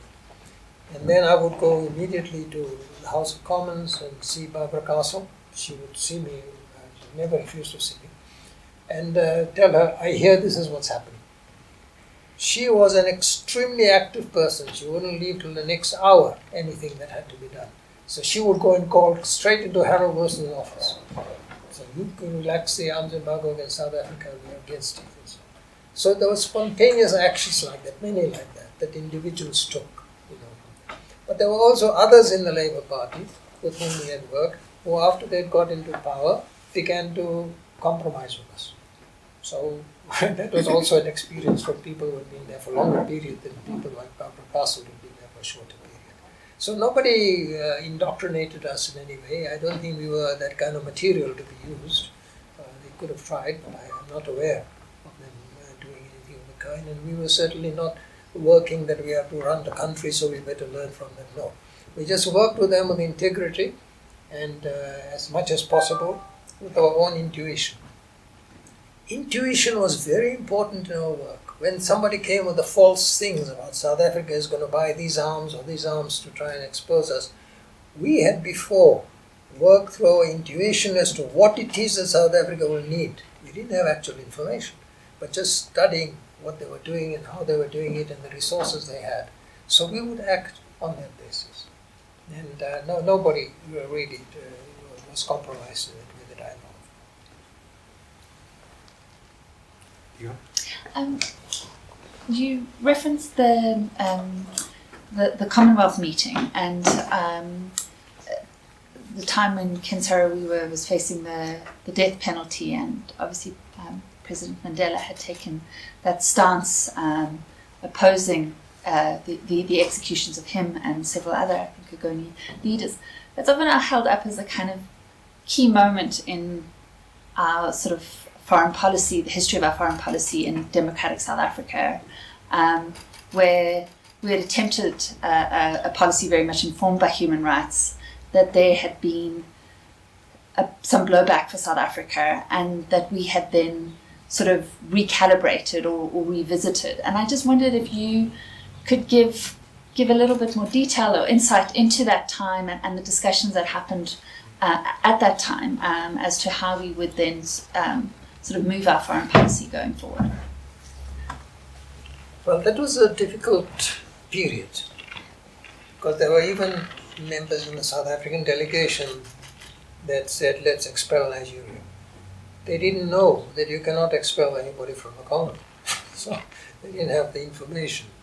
When we had to tell them, we were also unpopular because you can't say these things to them because we want to expel them. We said you could accept, but the problem is that Britain was the one country that wouldn't stand against Nigeria. Whatever Nigeria did, Britain would protect it. So we had a lot of tensions over a period of human rights issues. We were taking things up, and those countries were saying no, but Britain would support them. Why? Because Britain had a lot of investments in Nigeria. And Britain had always worked with Nigeria. Nigerians had worked with them. So we were not fully aware of it. I was a bit aware because of exile, but it's not fully aware. So that was part of the problem. So that Britain would not support us. Even then, we were on a small committee of the Commonwealth. I think it was a group of 8 countries. And there to propose something, Britain would oppose it. So Britain always acted to block action against Nigeria before Nigeria acted on it. So we had tensions between us and Nigeria because of that. But Britain played a terrible role throughout that. It really didn't play on any principle. It was just for its money, I think, that it acted in that way. But just as a follow-up question, I mean, have we diluted our commitment to human rights issues globally because of that incident? Is that the marker? I don't know. You see, because issues like that are very controversial. You could still be fully committed to human rights and not want to take action because you don't want to destroy the Commonwealth. So who's going to decide what was an issue for you at the time? People outside can make all kinds of judgments, but if you're inside, you had to do that. So I'm not sure that it became a problem. For South African President Mandela in particular, it became a human rights issue around that. And he campaigned on it and talked to people about it. But also some people he talked to misled him. Because of his authority, you just have to be with him to know his authority. And they wouldn't say no to him, but afterwards they would work against it. And you can't tell because they joint meetings, you see, and you don't know why they've done that. So it's a very difficult situation to advance that. But South Africa, having come out of its own history and took this position, when the Commonwealth leaders are there, they go on a retreat for 2 days or something, and the president can take one person.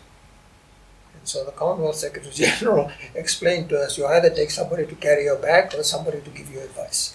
So I was taken by President Mandela. So it meant that to carry his bag. it meant that on the plane, when we go from the normal conference to the retreat, that's where all the leaders are together. So you get a plane load of just Commonwealth leaders. And we were there and the president sitting in front of me.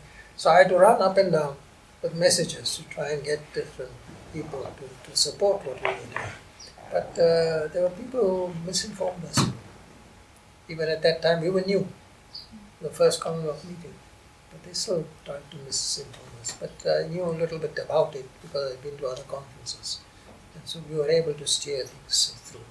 So we had to have meetings every morning at breakfast time to clear everything and report everything and to make sure that we worked as well as we could. Thanks, Ismail, and thanks, Abdul, for that. Did you work closely with Lord Peter Hain while you were in the anti-apartheid movement? And more recently, Peter Hain has become vocal again, given the state of corruption in South Africa. Last week, I was privy to watching a parliamentary debate in the UK, where he's pushing for support from the British government on the adoption of an international anti-corruption court. Do you believe that the time has come, and many of senior leaders from various sectors are saying that corruption has now become the tipping point that we had just before the UDF then, that led to the transition to democracy, and whether now the time is to get rid of corruption? And I won't say our democratic government, but I will say corruption, the extent it is and what is going on. Your comments. Oh, definitely. But Peter Hain, I knew his parents when they came to England. And he was a young boy at the time. And they are from the former Liberal Party in South Africa. So the people they knew and so on were from there, not from the Congress movement at all in the background. That's nothing against them, that's just an explanation of the situation. So Peter Hain grew up like that. He was a young Liberal at the time. Very strongly against Labour and so on. Then became Labour, then became a Labour MP, then became Minister. So people change right across, and the ones that disagree with. So I've known Peter Hain since then he was a student working with the anti-apartheid movement to stop the 70s tour and all that. He has become more recently active, and that is a very good thing. So he's raised a number of things. Corruption is a very difficult global issue because you have to prove it and you have to show against whom it happened. But the problem is that so many people are involved in it that you don't get enough evidence to show it because they are also involved. The ones who can tell you are themselves involved in it. But corruption is a global problem. It's really a very, very big problem. That wherever you have political leaders, they seem to be using the political power for personal enrichment. It didn't used to be like that before. And therefore, the atmosphere has changed, the criteria has changed. People also make more concessions, more compromises. So, in the early stages, if you had some of this, people turned a blind eye because they knew them. Then it became a habit and a way of life. And then those who are doing it expanded the area. So the first time anything happens, if you don't stop it, it's going to become a pandemic all of a sudden. And everybody is working with it. He's doing good work now. It's a pity he hasn't got very much more support in the British House of Commons. The people there don't seem to be interested. But if you look at Britain in other ways, it's a disgrace that they will not tax the oil companies who are making 50 billion. I don't know how long it would take us to count 20 billion pounds, but it would take a very long time to count them if you had individual. But they don't want to tax them, and ordinary people are suffering with having to pay huge amounts of money for increases in price of oil and so on. There are people in Britain waiting now to go to the hospital for 3 years on waiting lists. Broken legs, everything can't go. So it's not this rosy picture that often is painted in the press and the media. It's a very difficult one, and I have friends there, of course.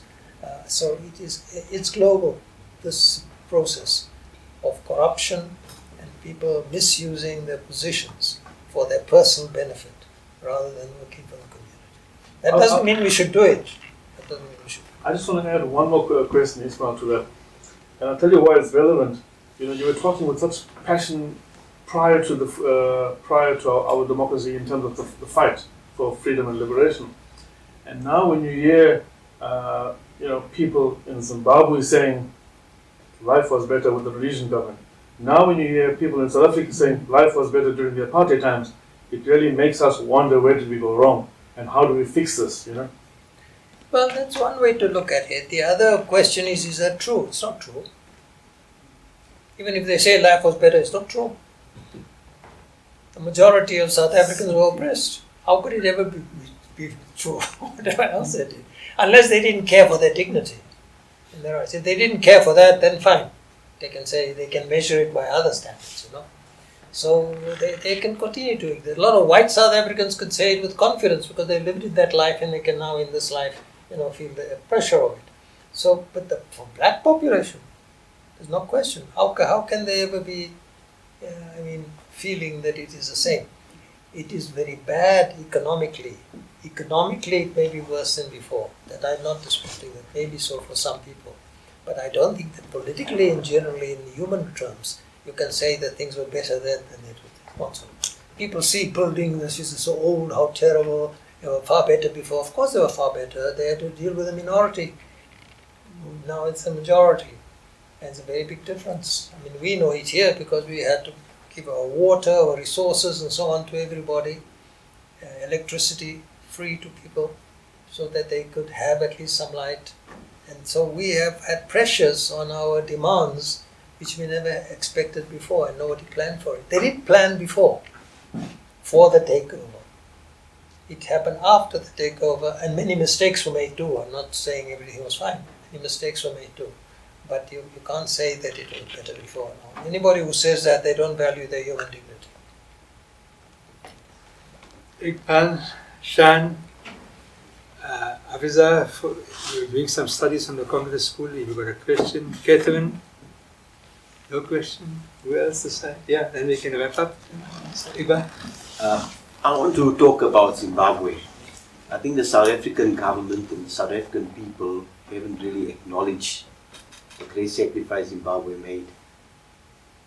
I remember you saying one day that Mugabe actually delayed the independence of Zimbabwe just to accommodate white fears in South Africa. And can you just comment on how the British double deal with Zimbabwe and sold out in terms of the Lancaster Agreement? Because I believe they promised the Zimbabweans one thing and they didn't keep their promise, and that's why South Africa ended up with this big immigration problem from Zimbabwe. Yeah, and even more than that. You see, what happened at the Lancaster House talks, and what we did in the anti-apartheid movement is we always arrange a briefing with the two liberation movements, ZAPO and ZANU, different days. And members of parliament were invited to this briefing so they could ask questions and interact with them. And in those meetings, it became clear that the British were playing various tricks in the British government. So the MPs were informed about it at these meetings, and so they took it up sometimes with their own parties and so on. But it was a very difficult process because Lord Carrington, who chaired the meeting of the Zimbabweans for the constitutional talks, he, would listen to everything, and at the end of the day, he would give them ultimatums. Tomorrow we'll discuss this. How do you know? Then it transpired that when they were all put in the same hotel, Marble Arch hotel, they were all put in the same hotel, their telephones were tapped continuously. So they knew what they were talking to each other about. And on that basis, they gave them ultimatums next day in the constitutional talks, and really messed up those talks quite substantially. But the liberation leaders were still quite astute and managed to ask for different things and get it. Now at that time, the independence of Zimbabwe was worked at the constitutional talks, and later for the freedom of Zimbabwe. And Mugabe said no, he will not have the independence as early as they had planned before, because in South Africa it was very important to keep the confidence of the whites and not to frighten them. And if you kept their confidence, you could change South Africa also more easily than if you just gave it Zimbabwe independence and black people took over there and so on, and they acted like that. So in fact, he was at that time considered to be one of the wisest leaders on the continent, with Nyerere. That were really considered to be the absolute wisest of the lot. So Mugabe has a long history, and even if you look now at Zimbabwe, no matter how much people don't like it, he spent a lot of resources on education in Zimbabwe. And look at the benefit of the Zimbabweans. Look at Zimbabweans or South Africans, they are far better educated. So they spend a lot of resources on education for their own people, for development. And later, of course, Mugabe went all wrong in a way, and people lost confidence in him and so on. But at that time, he played a leading role in trying to work it. I mean, I can tell you personally, he invited me to the Zimbabwean independence celebrations. So I went to Zimbabwe, to Salisbury as it was before, for the celebrations. And we had to shake hands with people before we shook hands with the president. And one of them was General Walls. And General Walls had executed a lot of Africans. Not one or two, many, just sentenced them to death. I had great difficulty, so I refused to shake hands with him. And a couple of us went wrong, didn't go past him and so on. And there was Mugabe. So for Mugabe at independence to deal with that government, and he had to have them in because he had to keep unity in the country. And people sometimes forget the kind of price that they had to pay at that time and what they had to do. So they don't get credit for the good things they did. They get attacked all the time for the bad things they do. But I think that we should get some balance in this. And therefore, Zimbabwe really, was promised a lot more money by the British to overcome the changes, and they never gave them money. Zimbabwe didn't have enough money to try and make Africans advance quickly after independence. You got a question? I do. I didn't want to ask my question because everyone else's questions are so sophisticated. No, ask the question. So I'm doing research on the Congress School, and you did mention that pupils were kind of a part of the organization of the school. So I'm very interested to hear a bit more about that. And then I also want to know a bit about how important like a school and the schooling environment is to the broader community. So what, how did that youth activism in the school influence the broader community? What was the first part? I didn't get you. The organization of the school and how you spoke How you about organize the school. Yeah. And pupils' involvement in the organization. Well, Uncle Kathy and people were responsible for running the school, administering the school. And they made sure if any parents had any issues or whatever, that they would talk to them and try and work that out. But we were, in many ways, a totally revolutionary school. Because we came from the rigid apartheid structure schools to this school where we were told we were in charge of our own discipline, our own rules and all that. So we had to make them. But we started the school without a single book in a library. A small library, about that poster is about that. It was a collection in the library. And my grandfather gave me all the money for it. So we bought all the books for that, on art and all kinds of things.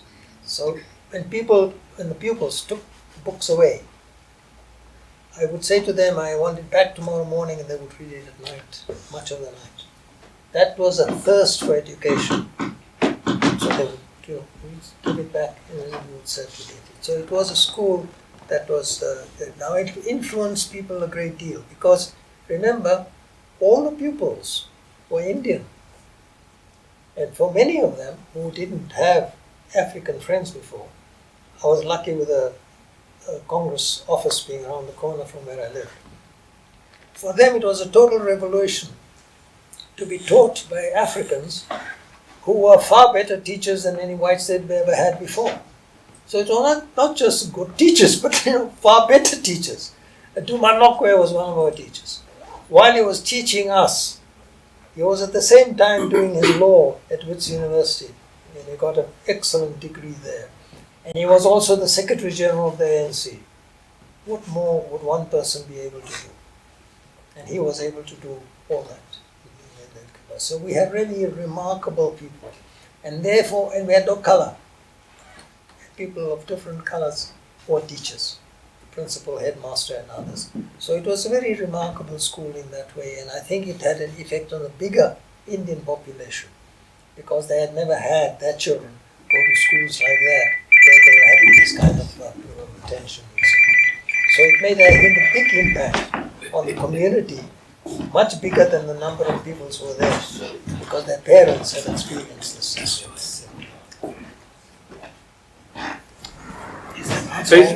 Good. Faisal?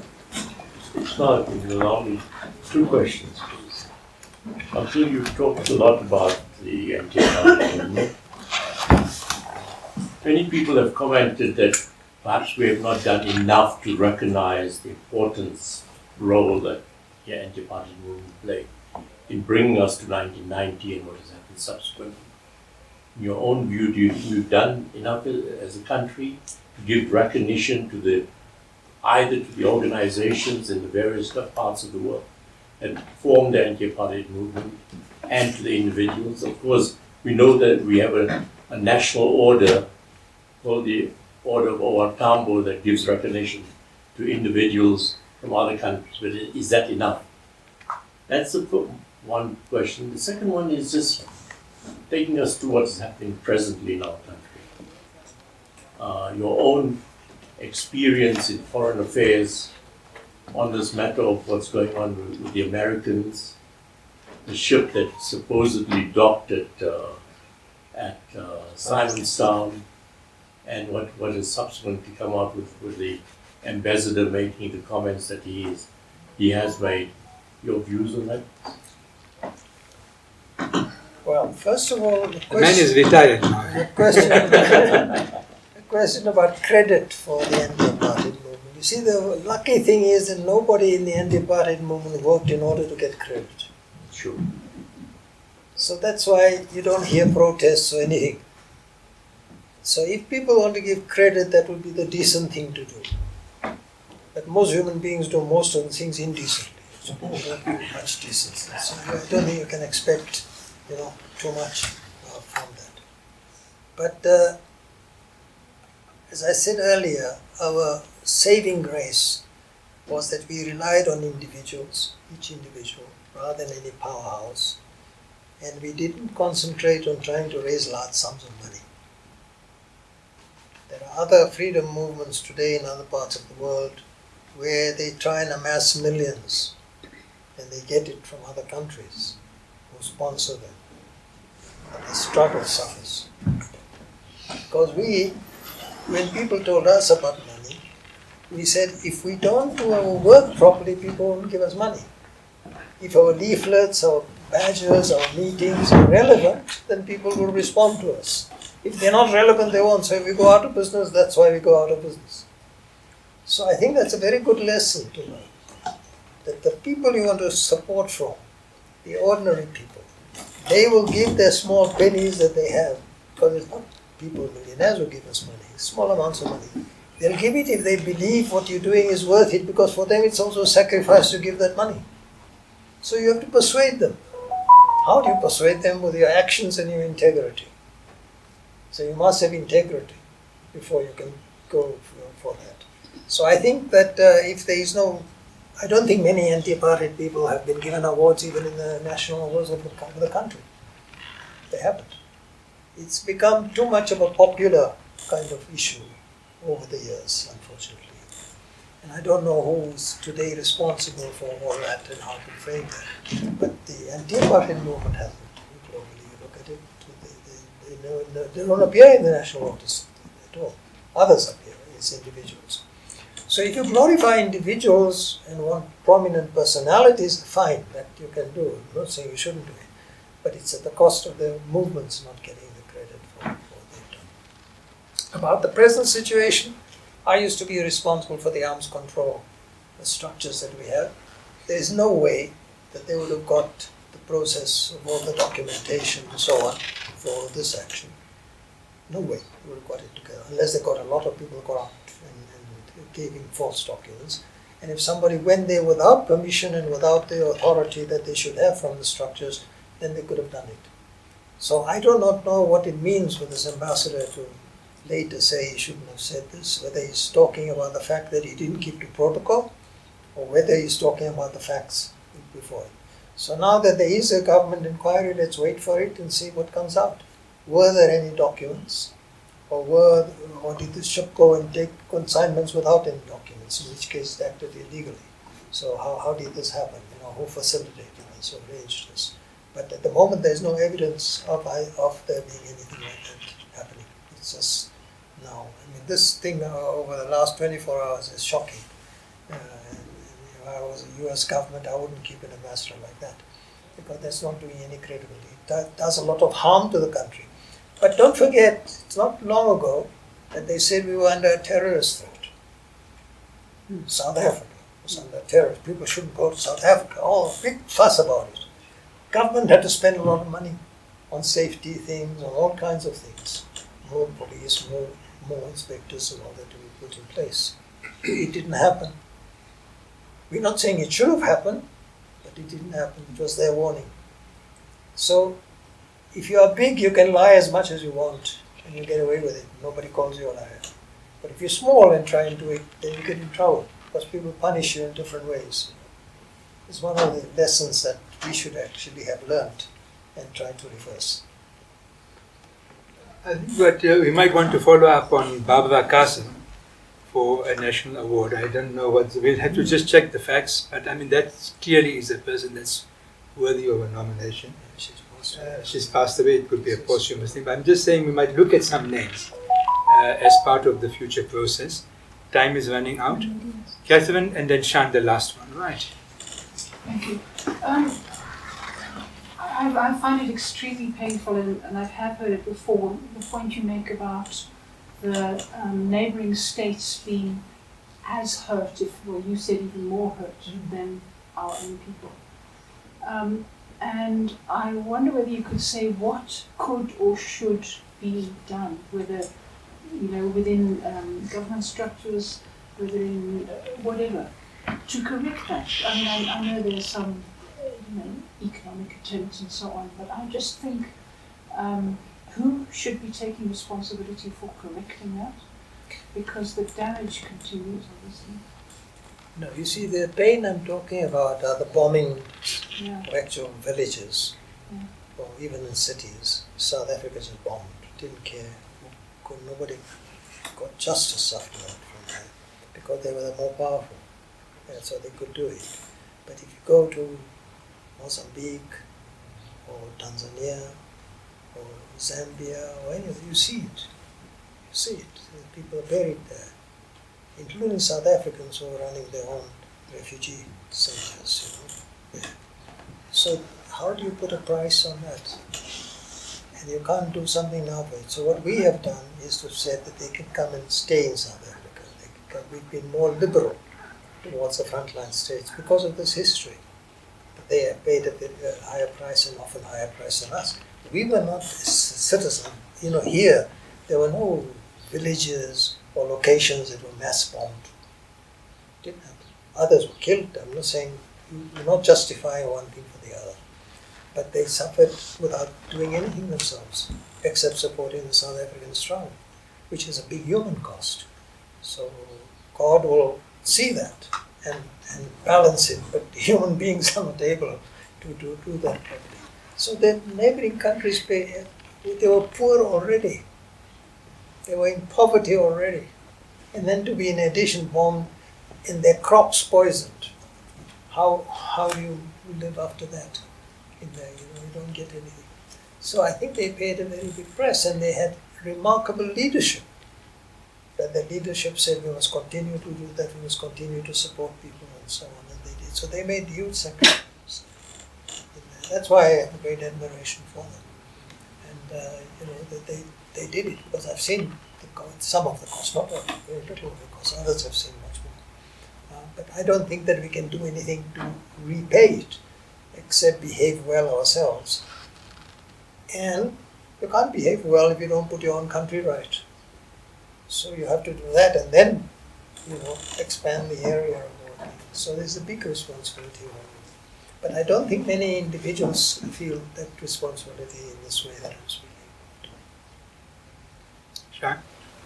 There's two things. One, the working relationship between the anti-apartheid movement and the ANC or the liberation organizations. Were there points where they felt overshadowed by the anti-apartheid movement? And if so, how were those kinds of tensions? How did they manifest? How were they handled? And then secondly, is somebody working on your story, your biography? Or is this part of the processes? No, because I think it picks up on the point that Faisal is raising. That history, as much as you're saying people did it and that acknowledgement is not important. But as you know, unless history is told by those who make it, others are going to interpret it, and they might not interpret it in the way that you would like it to be. Well, for the anti-apartheid movement from the beginning, we felt that we must have the liberation movements on the National Policy-Making Committee as observers, because they're not British organizations. So ZAPU, ZANU, ANC, PAC, South African Coloured People's Congress and the Indian Congress, they had office in London. So they were all put together, the South African United Front, 4 organizations. And then the neighboring countries were all there.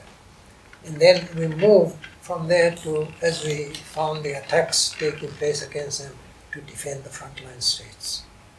And I had the privilege of being invited to several frontline state meetings. I'm not the government, but they invited me to it. As an act of solidarity from them for what they were doing and what we had done for them. So we worked together. We had no competition with them. Whether they felt overshadowed by us or that, I do not know. But how could any liberation movement in Britain think that it could be stronger than the anti-apartheid movement? It could. It's a contradiction. The people who would support us would support them. So there was no competition. There was no separate liberation movement or ANC structure taking place and anti-apartheid taking place, and you have to watch it. Because we were working together, all of us.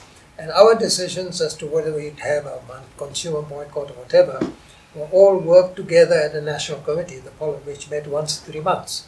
So people could come there and give their views, and then we would take a decision. And we were in that way always democratic in terms of it. We had about 260 branches in the early years in Britain in the boycott movement, but later very, very more. So we acted throughout the country like that. But I think it is a question of working with integrity and working for, if you wish, for the cause. It's a dirty word today because people misuse it. But that you're working for some ideal that you have. You are trying to live it even if you didn't succeed. It was worth the effort of doing it, there were no guarantee that you will succeed from it. So that was done. Whether a record should be done, I mean, it is important because a lot is lost already. And Ismail's been encouraging me a lot, that's why I'm even here. But a lot of the things that are written, you have to also balance what is written. Few things I've seen written is people, without being conscious of it, aggrandizing themselves rather than the issue. And that I reacted against. So that's why I didn't want to write anything or do anything, because I didn't like it. That wasn't the history I knew. So to try and live that history in a different way would have been damaging that process and that integrity. So you have to keep a sense of integrity. Also, when I say I did this as this individual, but I did it with thousands of people. I mean, hundreds and thousands of people supported us when we stood up and said things. So today, if somebody says, this one did it, that we say, no, you're betraying the others. You can't do that. That we'll never allow. So those who are genuinely in the solidarity movement would never allow that. It will be a defeat of what they were doing. And why did they do it under more difficult conditions? And now in the easy conditions do this? No, it's not worth it. So nobody would do it if they didn't have the honor of the people who had given much of their lives. When small little things like this young girl who wouldn't eat oranges, in a family which didn't eat meat either. They're a vegetarian family, living in England in winter, not to be able to eat an orange from South Africa, which is the only one that was exported. It's quite a big sacrifice to think of people far away whom she had never met or even seen, but acted because of a belief in a value system. So it was only in terms of the solidarity of the principles that people acted. And that's why we had remarkable people around us, people with great quality. They were not important or unimportant, but they were remarkable people. So everybody did their little bit that they had to. That is the history that needs to be recorded. In today's time, you don't come across many interviews that uplift you. So let me leave it at that. Thank you very much.